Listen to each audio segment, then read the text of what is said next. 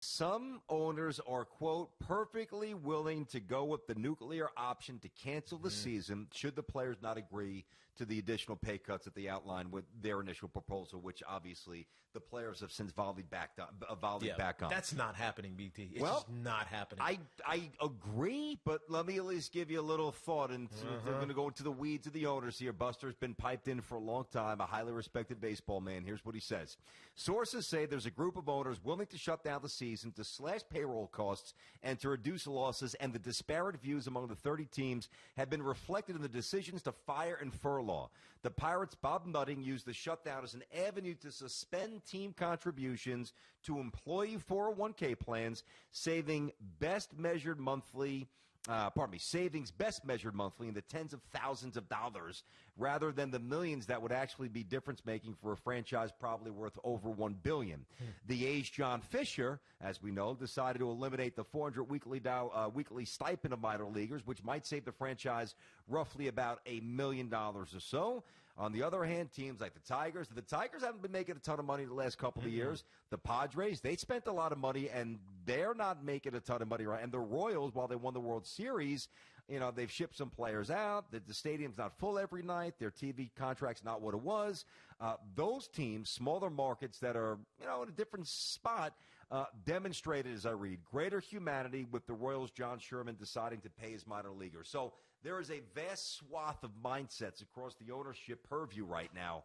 I agree. I don't think that they're going to reach for that nuclear button. But what's worrisome is that they're going to use it, to be fair, as they probably should, from a business point of view, not from what I actually want to see happen or believe is the right thing, but from a business point of view. They've got to incorporate that and let the players know it's part of the arsenal, it's part of the repertoire, that they could hit that button. But that's unfair to the fans then. When you are, from a business standpoint, when you're worried much more about maybe taking a loss, and it's going to come back when the world gets over this coronavirus pandemic and we have a vaccine and people feel more comfortable about going inside and outside and hanging around each other and going to bars and doing all those things. Sports is going to come back, and you know what? It's going to come back probably stronger than when it left. It just is. When we can watch baseball again, you're going to really watch baseball again. Hell, we talked about it. I watch NASCAR now. You know what I mean? I watch European soccer or German soccer, which I don't have an interest in. But still, it's live sports. When it comes back, the interest is going to explode. But only if you do it the right way and not say, we're going to come back in 2021.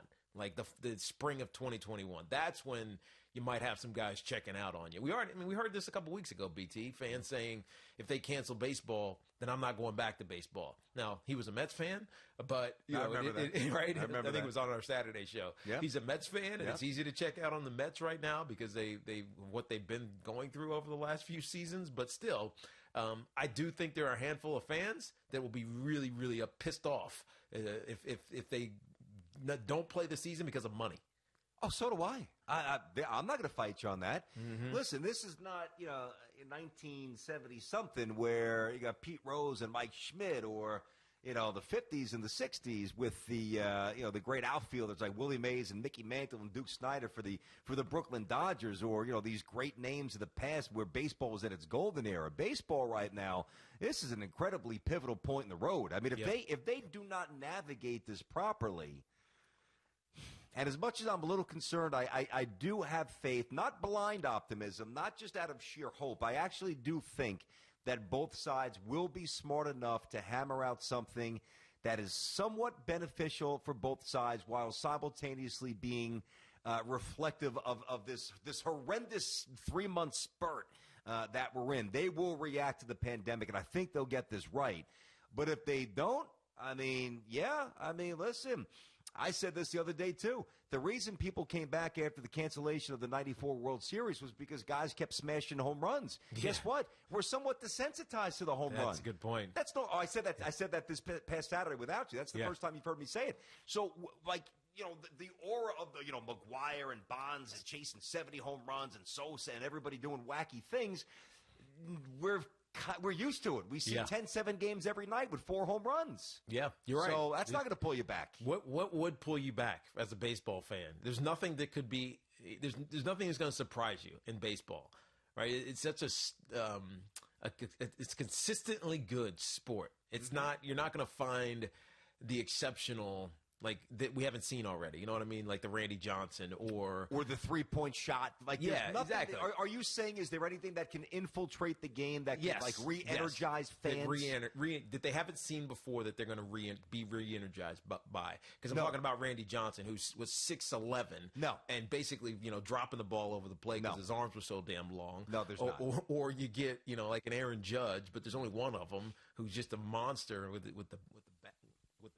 the bat. So, I mean, what can do it? And there's not much. Well, here's the thing. Again, my answer, I think I said no 5 times. Sorry, I didn't mean to jump on you there. But my answer is no, in case you didn't hear the first 5, because stylistically, now some things might seem new, and I'll give you an example. Like if baseball, and this will never happen, but if baseball was to kind of revert back to form of, say, the 70s and the 80s, where the emphasis of the stolen base, guys like Lou Brock and, of course, Ricky Henderson, our generation, where, guys were swiping 50, 60, in Ricky's case, 120 bases. And there is this injection of speed where, but again, now, and again, the game is fast, but you would have to completely reverse the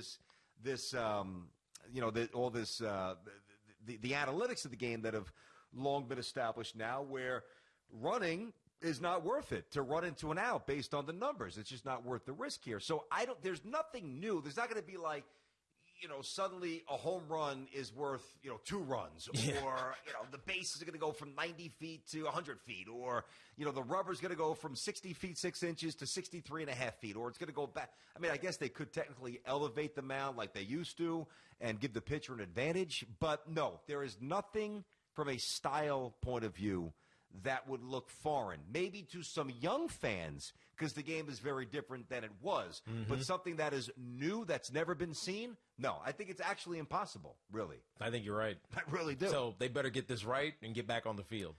Amen, man. Get this right, baseball. I understand greed. I understand what's fighting for yours. Greed to a degree, all right? But there's greed, and then there's just flat-out gluttony. And you got to know when to you got to know when the 4th trip up to the buffet is probably make a U-turn. Go back. You've eaten enough. You're good. Your stomach's full. You're fine.